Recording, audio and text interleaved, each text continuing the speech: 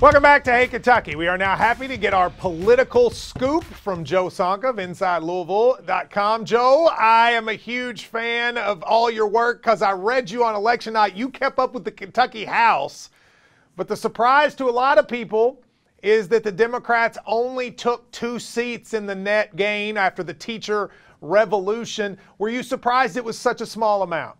A little surprised. I thought they might get 5 or 6 seats advantage over Republicans, but it turns out that outside of the urban areas of Louisville and Lexington, there just wasn't really a lot of momentum for them. So even though they picked up a little bit of ground, they needed to pick up a lot to cut into that gigantic GOP supermajority in the state house. They lost a lot of races by just a little bit. There were probably 6 or 7 races that they just done a little bit more they maybe could have won. They also won a few by like a couple of votes. So yeah, they also did. That you're exactly right. But there has been some talk since then about, well, this means Matt Bevin is in good shape in 2019. I tend to disagree with that, but what do you think?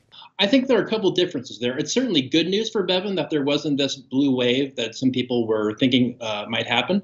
A couple of things that might make Bevin kind of exempt from that is, first of all, when it comes to what he said about teachers, it wasn't those House members that called teachers protesting names. Like, that was Matt Bevin. So that's something that he himself is going to own. And secondly, when you get in the next year, I think you're going to see the effects of his Medicaid waiver plan come into effect, which I assume the federal government's going to approve that and it's going to go into effect. So we're going to see if thousands of people lose their health coverage because of that. So in those 3 respects, I think Matt Bevin might be outside of the scope of what happened to the House members this week. Yeah, and also with House races, I mean, Democrats kept the House for a long time after the state had become a Republican state. Because don't you think on some level people know the people they're voting for in the House? They like them. They see them at the grocery store. A little different when you're talking about the governor. Yeah, those races are so local, and in a lot of cases, the voters actually know that person. So those races are localized, and unless a lot of money is spent in those races to tie them to national issues or national figures like Nancy Pelosi or something like that. So in most cases, those are pretty local. Let's talk about Amy McGrath for a second. She lost by 10,000 votes, maybe a little more than people thought. Were you surprised by that result? And then what is potentially her future? Not really. It's going. Everyone knew that was going to be a close race. Basically, the difference was that outside of Lexington, there used to be some sort of blue areas like a Woodford County or something like that, but that really doesn't exist anymore outside of Frankfort.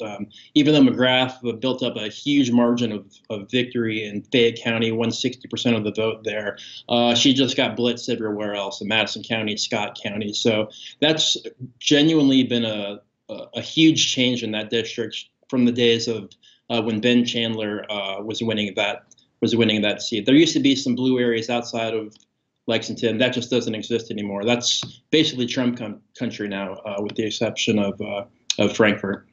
Looking forward to next year, the governor's race is going to get a lot of attention. 2 questions. 1, do you think Matt Bevin runs for re-election? There's still not certainty. And 2, how many Democrats are running, and do they have a shot of winning it? I think Matt Bevin runs. I think he would be the favorite to beat any Democrat, but I don't think it's certain. Even though Matt Bevin has pretty low approval numbers, you look at the trends in the state, that has to work in his favor. I think we're going to see a lot of Democrats run for governor. I think it's going to be the opposite of what you saw in 2015, where it was just a coronation for Jack Conway, and he really didn't try to do anything for the entire campaign because they thought that they would just kind of sneak in and they would have a low turnout election. That didn't turn out to be the case, or at least it didn't work for them. So I think you're going to see Edelin, you're going to see Bashir, you might see Rocky Adkins, you may even see Amy McGrath get in, you may see some local people run like Attica Scott in Louisville. So yeah, I think it's going to be a big primary, lots of debates, lots of discussion, and it'll be totally different than what it was 4 years ago when Democrats were choosing who was going to run for governor. A Democratic Party cleanse. That might be good for him, Joe. Thank you very much. Joe Sonka, Insider Louisville. We appreciate the time. Thanks, Matt.